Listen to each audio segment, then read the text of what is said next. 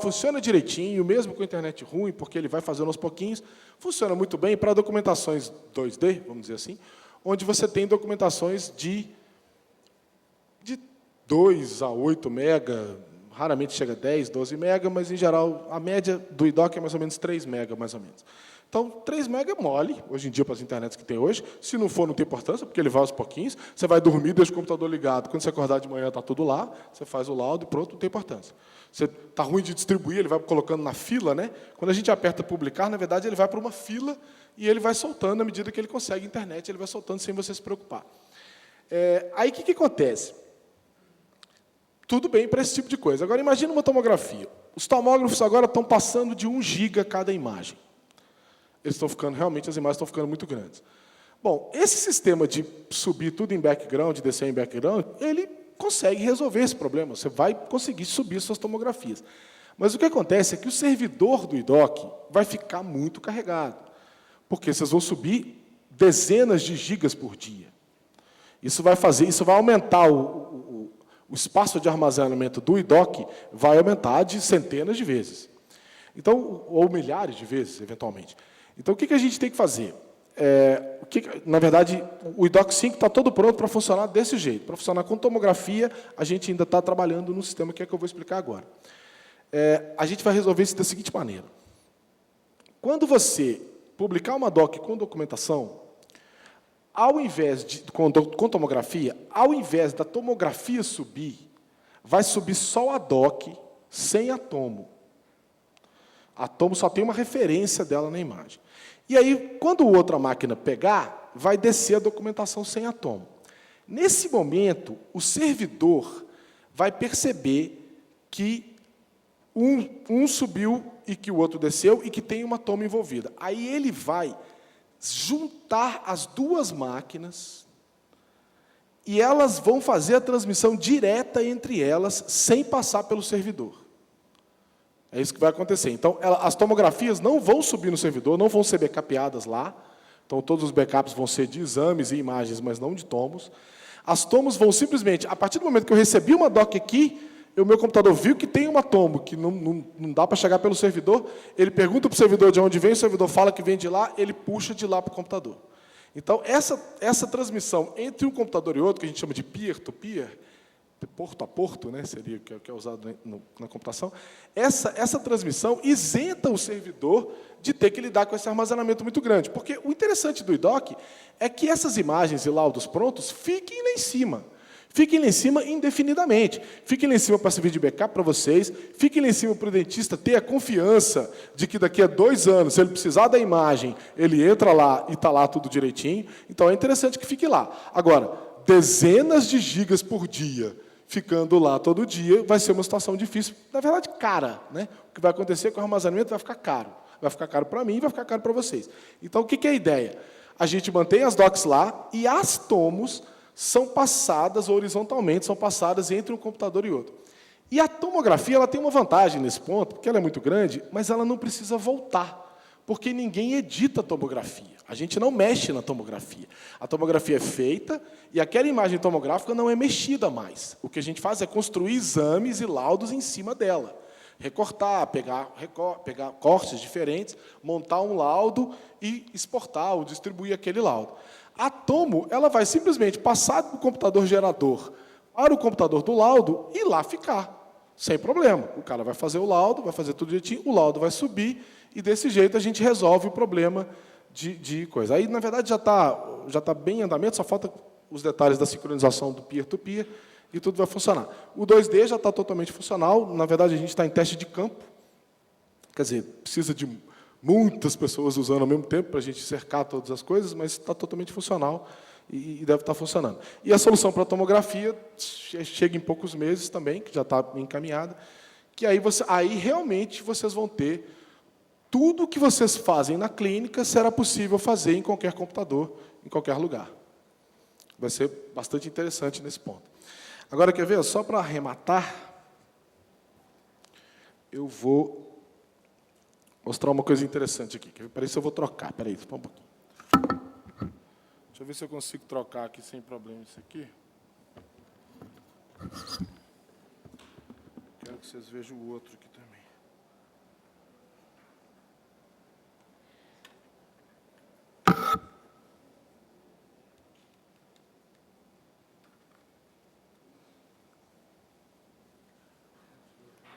Oi? Pega esse para mim, por favor.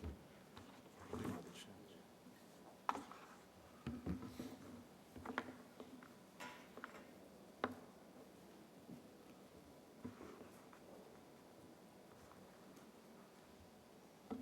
Pegou aí? Não, né?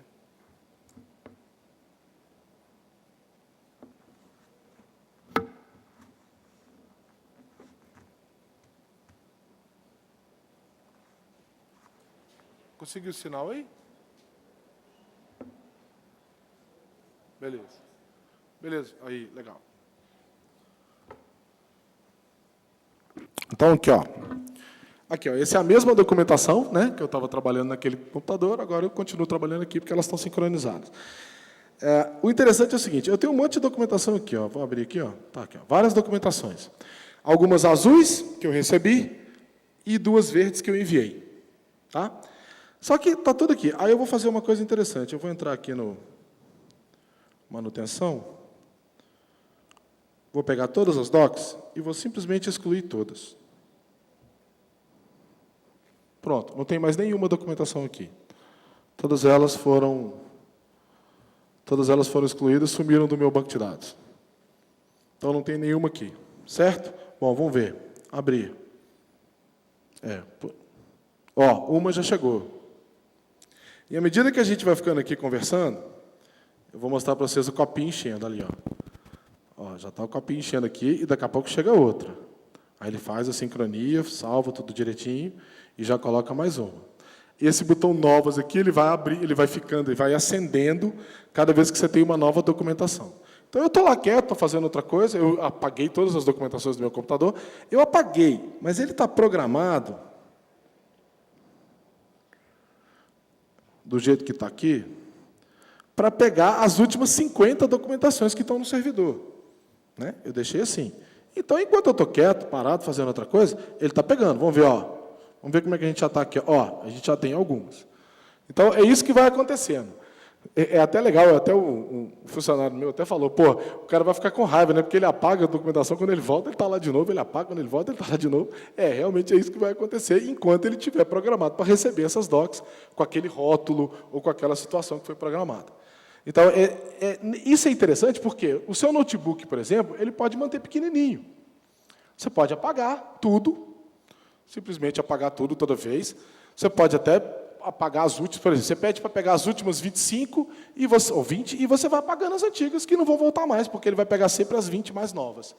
E aí ele vai sempre pegando.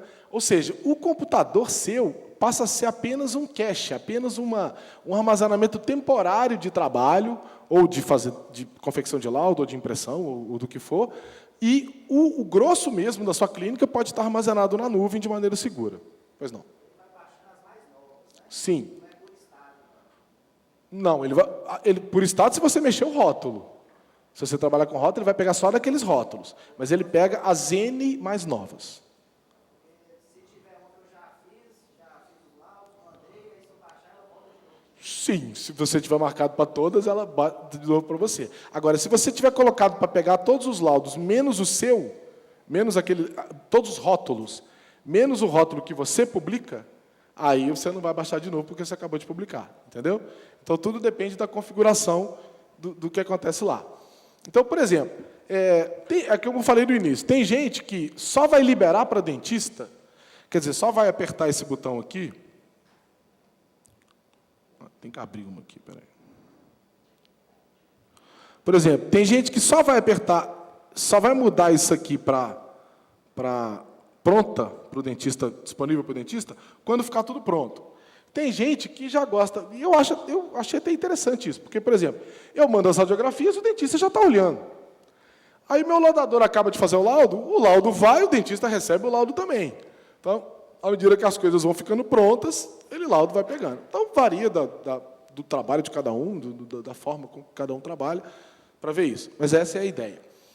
E aí, para arrematar, abre uma discussão interessante que está tendo muito dessa conversa, e até legal, eu queria até saber a opinião de vocês sobre isso. É a questão da terceirização dos serviços de laudo. Eu tenho visto muito na internet, eu tenho visto até no Facebook, nas comunidades de radiologia, o pessoal se oferecendo para fazer laudo à distância, quer dizer, para fazer principalmente cefalometria ou às vezes outro tipo de laudo.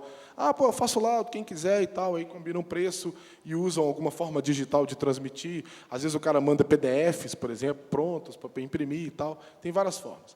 E isso também ajuda muito a quem trabalha com isso. E aí, do jeito que está o produto hoje, ele não concebido, essa versão não está concebida para o prestador de serviço de laudo. Ele está concebida para o dono da clínica, que contrata seus radiologistas, ou ele mesmo faz o laudo, e tem uma série de unidades para poder trabalhar. Então, na hora que você fala que tipo de documentação você quer receber, você indica apenas um domínio, quer dizer, apenas um servidor central, uma clínica, vamos dizer, uma clínica como um todo, que você vai trabalhar. Quer dizer, eu sou radiologista dessa clínica, eu vou trabalhar aqui. Se eu trabalhar com mais de uma clínica, quer dizer, mais de um endereço de internet, o que eu tenho que fazer? Eu tenho que mudar isso aqui eventualmente. Não foi feito para isso, vai dar trabalho. Eu vou ter que mudar isso aqui, mudar a senha, achar a senha. Vocês vão ter que dar a senha para um prestador de serviço terceirizado, que é a senha que coloca. Então, não é muito concebido para isso. Mas a gente já está concebendo uma versão para a prestação de serviço. Para falar a verdade, eu não sei como que os radiologistas estão encarando esse movimento do mercado. Eu sei que tem gente que acha isso ótimo, eu sei que tem gente que não gosta. Então, é até uma discussão interessante para a gente ter. Essa discussão tem sido levada na internet, eu estou acompanhando e tal. Eu não sei, a minha função não é questionar o certo ou errado, é criar as ferramentas para o que, de acordo com a demanda. Então, o que é a ideia? A ideia é, na hora de receber, ao invés de eu colocar apenas um domínio, eu posso ter uma versão para prestadores de serviço, que ele coloca uma lista de clínicas que ele trabalha. E aí ele vai receber de todas as clínicas que publicarem vão cair daquele laudador, o laudador vai laudar, e quando ele retornar, a documentação vai, obviamente, para aquela clínica que consultou. Então, essa é uma versão. Essa versão é conceitual, ela não existe ainda. É fácil de fazer aqui, é só colocar a lista e fazer o endereçamento de retorno ser correto, não é difícil. E na verdade, eu estou aqui, uma das coisas que eu quero fazer nesse congresso é coletar essas informações. O que vocês acham disso? Se vocês acham que é viável, eu não sei, tem gente que vê isso como uma oportunidade, tem gente que vê isso como uma ameaça. Então, eu queria saber de vocês, até para me orientar, para que lado que eu invisto mais e tal. Quer dizer, se alguém quiser falar agora, mas não necessariamente, pode ser lá no stand, quem quiser dar, por favor, a sua opinião, seria muito bem-vindo, para a gente entender. Para mim, não é difícil criar uma ferramenta que favoreça prestadores de serviço, que é o que está acontecendo aqui, laudos à distância e tal. Isso poderia evoluir até para um serviço que é interessante também, que é um laudador à distância profissional anônimo. Quer dizer, vocês não precisam nem conhecer o laudador. A clínica simplesmente vai obter as imagens, enviar, e de tarde chegam os laudos. Está lá tudo pronto e tal. E a gente teria um sistema na internet que distribui esses serviços para os laudadores que se cadastrarem e tal. Isso é uma tendência interessante. Claro que a gente teria que trabalhar em cima de um controle de qualidade, né?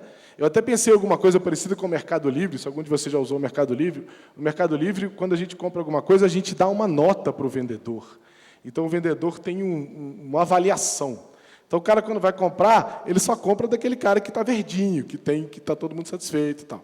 E tem duas coisas muito críticas em serviço de laudo, que é a qualidade, né, a confiabilidade, e o tempo, o prazo de entrega. Então, poderia haver, nós estamos falando agora de futuro, né, gente? Não é um futuro muito distante, é até perto, depende da tendência do mercado, mas poderia ter um sistema na internet onde você, por exemplo, seleciona alguns laudadores. Não, eu gosto desse e daquele. E todas as documentações vão para você. Agora, se você gosta só de 4 laudadores e tem um volume gigantesco, pode ser que você não obtenha os exames a tempo. Então, pode ser que você tenha que abrir para outros laudadores. Então, fica aí aberta essa discussão, né? Isso é uma especulação, mas a gente, na Radiomembro, a gente vive das ideias que a gente teve há 5 anos atrás, ou 3 anos atrás, e vai implementando. Então, assim, fica aí essa ideia do que é essa terceirização, o que isso representa para a categoria, o que isso vai... Né? Eu sobrevivo por causa de vocês, e eu estou aqui para criar as ferramentas que a gente pode utilizar de acordo com a demanda do mercado. Então, sim, fica aí aberta a discussão sobre um tema interessante, que é a terceirização, digamos, sistemática dos laudos, né? Eu abro uma clínica de radiologia e isso tem algumas implicações